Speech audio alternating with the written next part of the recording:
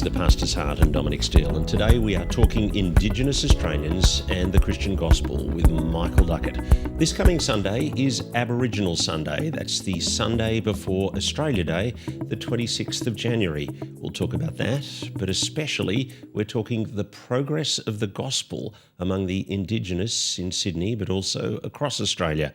What are the cultural issues? What is the openness to Jesus Christ among Indigenous Australians? Where are we seeing growth? What are the roadblocks and opportunities for the growth of the gospel among the Indigenous communities?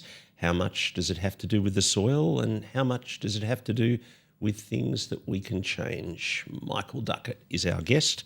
He leads the Anglican Indigenous ministry in the Macarthur, Campbelltown area of Sydney, in the far southwest of our city. Michael, thanks for coming in. Your pastor's heart. Let's talk your pastor's heart first for, Aboriginal Sunday. And maybe we could start with the story of one of my heroes, and I take it one of your heroes, William Cowper. William. Well, my pastor's heart is driven by the love of God, and it drives me every day. And my desire is to see all men reconciled to God. That's my drive, expressed through a whole range of areas.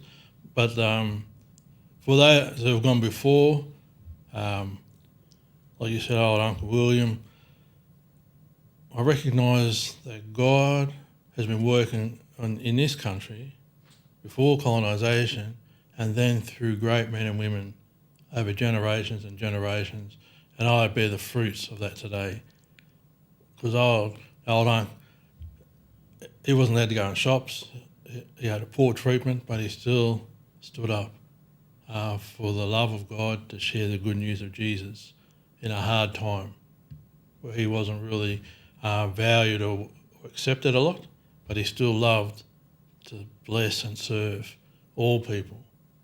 So I'm very challenged by the example set to love all people, regardless of their colour, their denomination. We don't get caught up on that. It's just all people. You've got a heartbeat, God has a plan for you and a message. Tell me about him, William Cowper. Well, he was a man who apparently was a great preacher. He was one of the key instigators for a lot of activity of Aboriginal movements in regards to especially Christian movements. He had input into the development of NAIDOC for our community. So God had raised up men like Aldo to stand up and to be a voice of God's love at a time when it wasn't very well received in a society, but our people responded to it. And he's been a valued influence in our Aboriginal environment ever since. He's been highly respected amongst the wider Aboriginal community, yes. But particularly amongst the Christian Aboriginal community. Yes, and sometimes that's forgotten, that what drove him was the love of God. I sometimes read, and his Christian story is almost whitewashed out of. Yes. That makes me annoyed. Does it make you annoyed? Because they just take on all the other stuff that they prefer to and highlight. read that back in. Yes, but the gist of his heartbeat was the love of God compelled him, and he never shied away from that.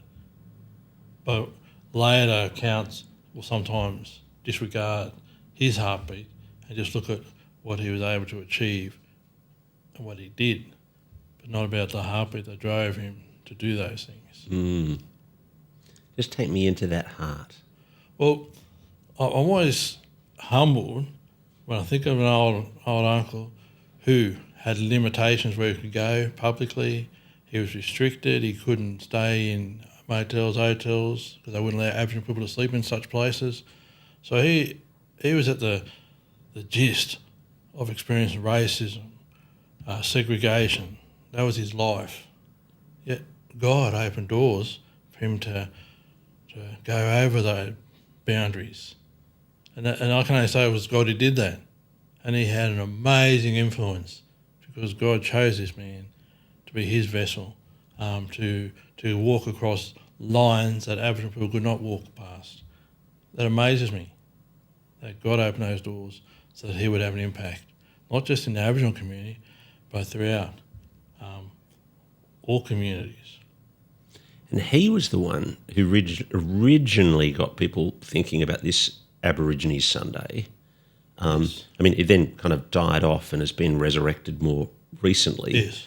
Now, you were telling me it's Aborigines Sunday every week at your church. But, So it has, in the last few years, been reignited, and it's great. You know, it's a practice that was encouraged in the church, wider church, and now it's being revitalised, I guess, and that's good, because all it does is encourage our nation to maybe have a bit more consideration, a bit more awareness of the desperate place that many of our people find today. So what would you like me to do at our church, and what would you like to say to our church, for example, on Aboriginal Sunday? I think I would say you don't have to do anything. That's my first point. Because once you start saying, oh, we should be doing this and doing that, then people often react to that. But I would say if God stirs your heart to think, you know what, we could recognise this day in support of ministry to Indigenous people in this land, to be educating, to be part of that journey. If you're not learning, then you won't be aware of anything about the plight of Aboriginal people in this land. So, and as God's people, I believe we should be sensitive to all the needs of all people, you know. We have a large number of immigrants in this country. They have a heartbeat. They still need to be loved and hear the name of Jesus, as do Indigenous people of this land. So it's neither either or. I just think if we get the opportunity to embrace, support, encourage the ministry of God's word into these different groups, I think I'm all for it. And so Aboriginal Sunday for me, if that stirs people to think, you know what, let us spend some time praying. Cost them nothing.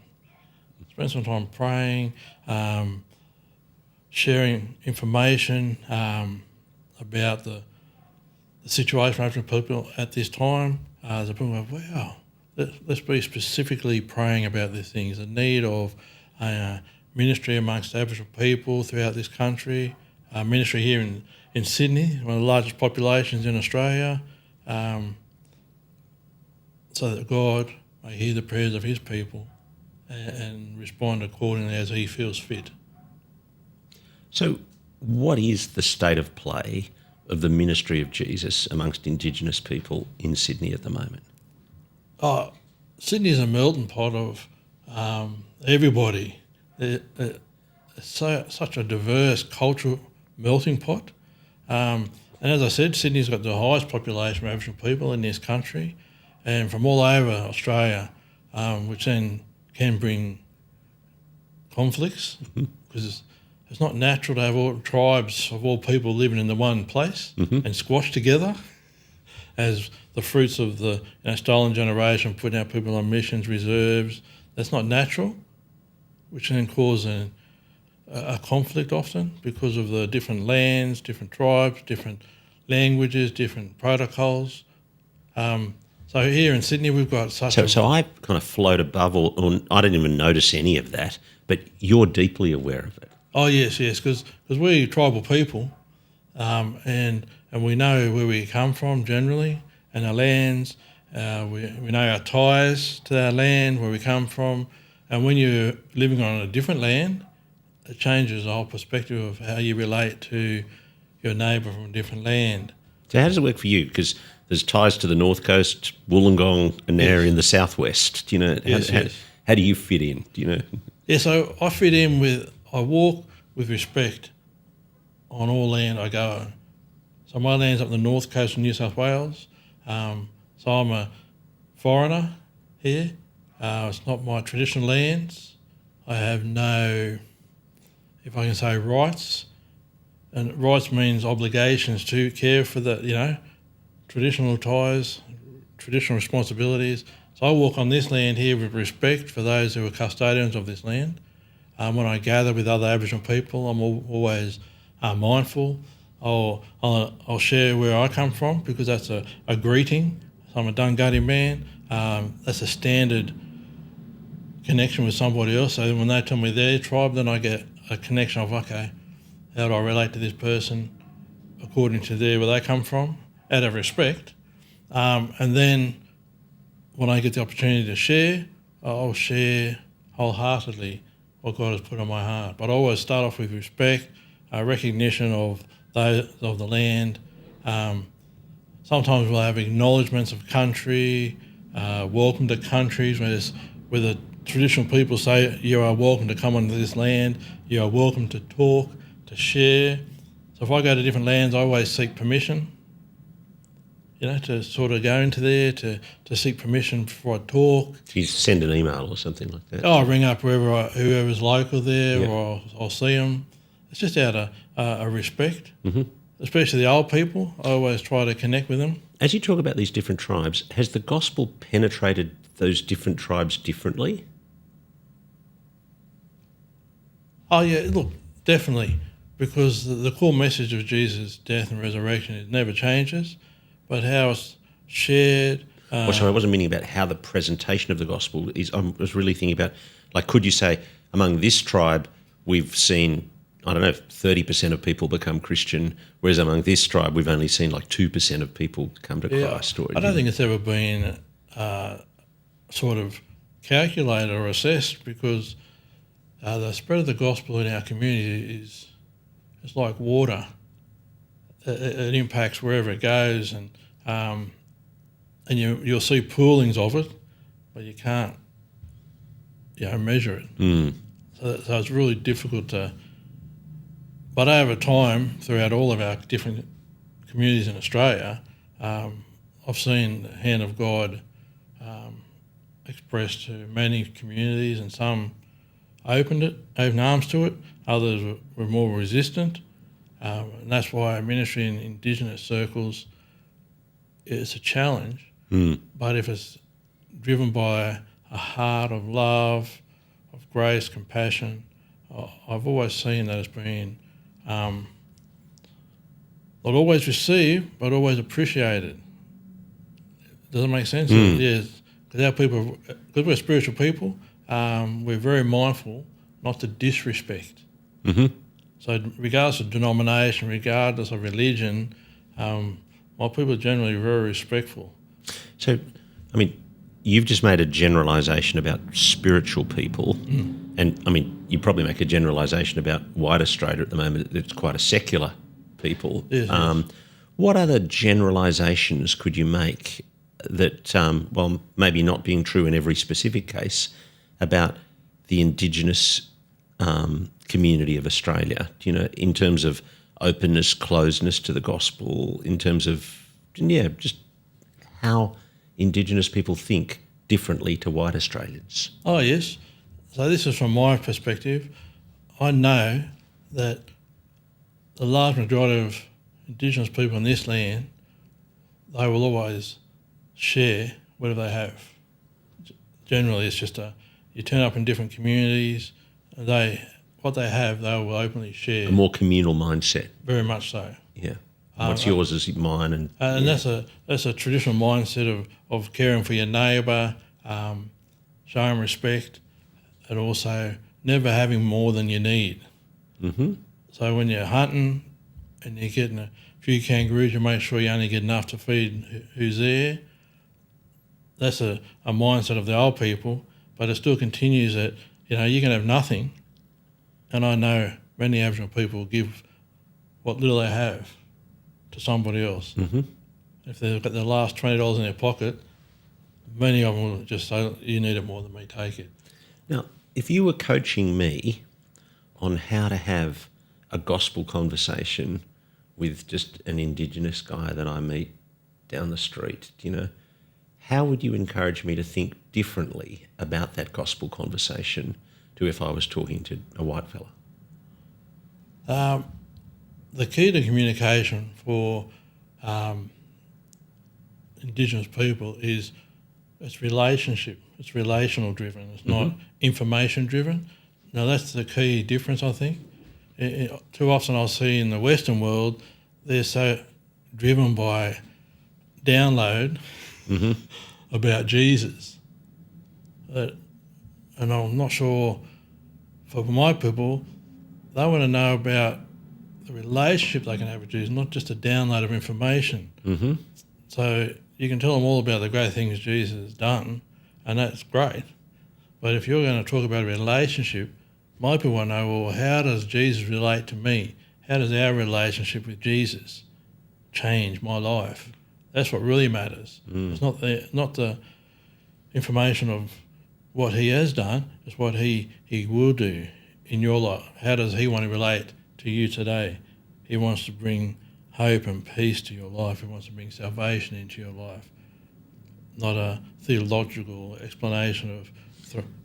How did it work for you? Because, I mean, you grew up not Christian, and then there was a pivotal moment when you heard about Jesus being spat on that made a big difference for you. I think for me, I didn't have much knowledge about God. I went to a youth group, a Baptist one, and I seen a fella who ran it, a strange fella, but he always turned up every Friday faithfully, and I saw a man who loved us, even though we didn't show much respect to him or actually very little respect. We stole his car, so it wasn't very good for him, but he kept coming back, and I didn't understand that. And then when I heard the preaching from a preacher who was pretty boring, but God speaks through his word, definitely. And I heard God speak to me about the sacrifice of his son, who was beaten beyond any man, he was marred beyond any man. And God opened my eyes to the reality of what God had done for me. And when his son was spat upon and I was being spat upon, I thought, wow, that does not make sense. The Son of God, who was part of creation and created heavens and earth, would be humiliated for me.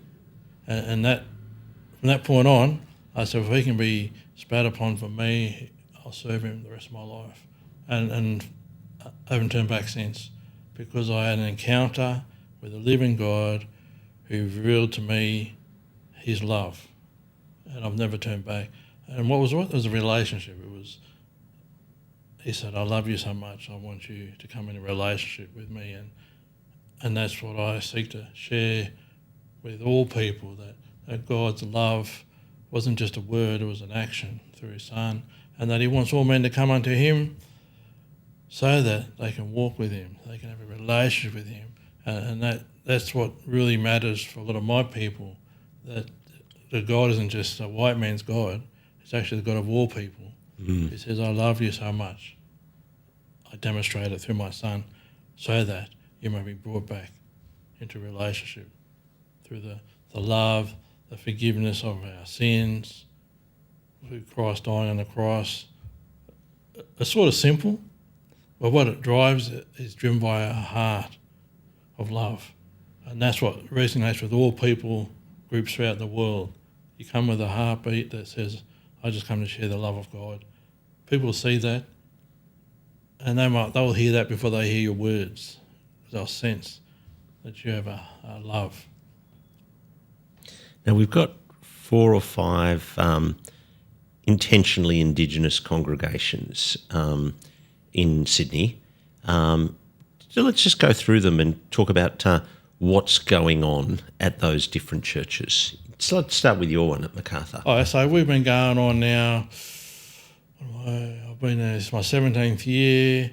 It's been going for over 20 years now, over in Campbelltown. Mate, I'm 22 and you're 17. Yeah. So on paper, you think, oh, well, it hasn't grown a lot in... It has grown, but not gangbusters. It's the growth has been in the hearts and the lives of people. That's where I see the growth. When a family's impacted, and then you'll see their kids or their grandkids come along, That's what I see as impact. That's what I see as growth, not numeric growth that says, oh, you've been going for 20 years and you've probably grown a smidgen, like on paper. Yet I see in the lives of people a massive growth when they turn their lives over to Jesus and live for him. Now, for me, that's amazing. And that's what is success for a minister, seeing people grow. Just digression, we'll come back to the other churches in a moment, but 17 years you'd been there.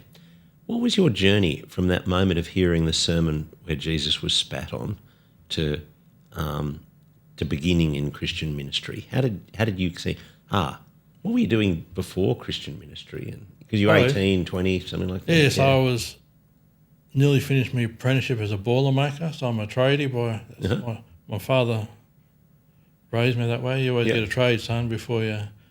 So I was a boiler maker, probably third year. The Lord touched my life. And the day I finished my apprenticeship, I went to Bible college. Wow. The day I finished it, I achieved my trade.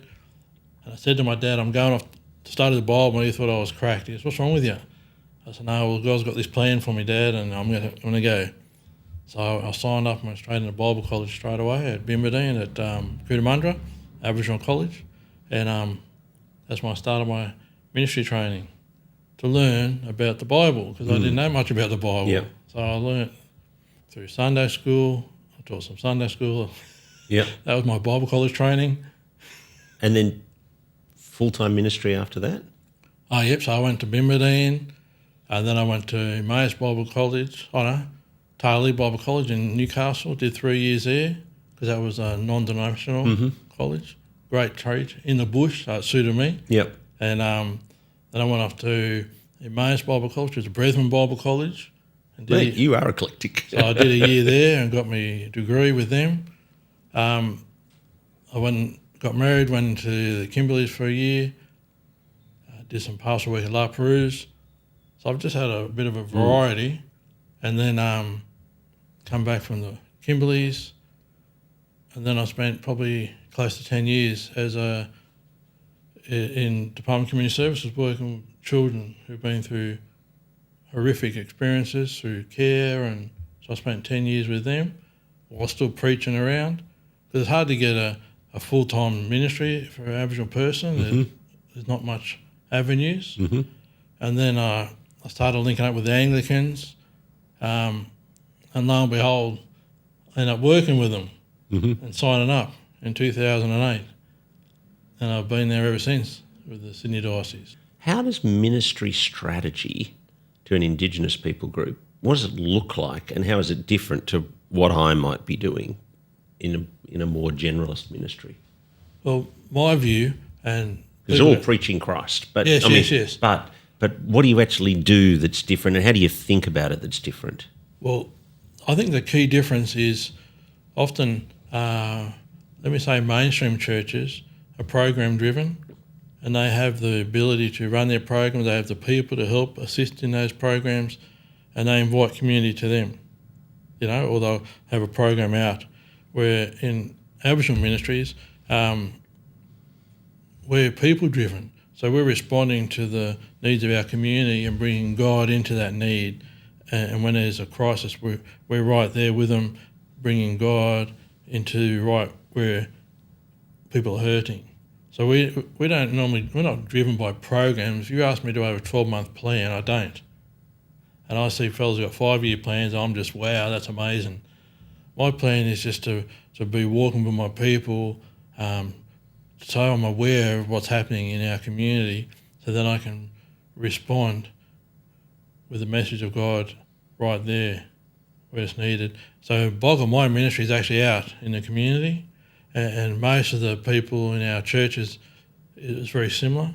We're out there because our community is so broken and fragile, so we have to be there bringing the hands of God to where the need is, to love, to have an impact. And then there may be a little tiny movement of people into the church, but often it's actually our church ministries in the community. So if I'm out there with drunks in the park, I bring church to them. I don't say, "Oh, come to my church." Don't come to our church. We bring the message of God where they're at, where they feel comfortable. Because often people won't go to church. I just got two reflections. One, on the one hand, I would hope that the program I'm trying to set up is to enable me to do more people ministry. Yes. But there's also, there's a size issue that when you're smaller, you can do it in a more ad hoc way. But as you get bigger, you've got to get more organised. Yes. But there's also just the financial issue. That in the end we've got to work to get our churches to be financially independent. Yes. And how do we? The church where it's 15 or 20, it's got to take money from outside.